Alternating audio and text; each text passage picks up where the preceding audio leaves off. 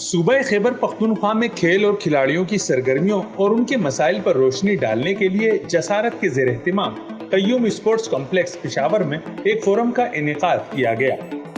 Video آگے دیکھنے سے پہلے چینل کو سبسکرائب کریں اور بیل آئیکن پر کلک کریں۔ فورم کی میزبانی سینئر رپورٹر اور انچارج اسپورٹس پیج سید وزیر علی قادری نے کی، جس میں مختلف کھیلوں سے منسلک کھلاڑیوں، کوچز اور منتظمین نے شرکت کی اور اپنے خیالات کا اظہار کیا۔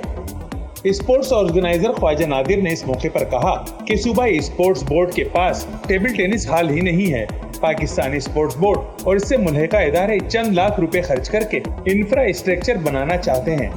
جوڈو چیمپئن الیاس آفریدی کا اس موقع پر کہنا تھا کہ ایتھلیٹس کو ان کا حق ملنا چاہیے۔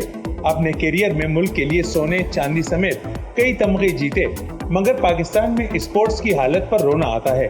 فہد خواجہ، محمد وقار آفریدی، خالد نور، عباس محمد، خواجہ نادر، عظمت اللہ، شیراز شکیل الرحمان اور دیگر بھی فورم میں موجود تھے۔ شرکاء کا اس موقع پر کہنا تھا کہ خالی پیٹ تمغے نہیں جیتے جا سکتے۔ خیبر پختونخوا حکومت کھلاڑیوں کے روزگار پر توجہ دے، محض انفراسٹرکچر اور اصلاحات سے کام نہیں چلے گا۔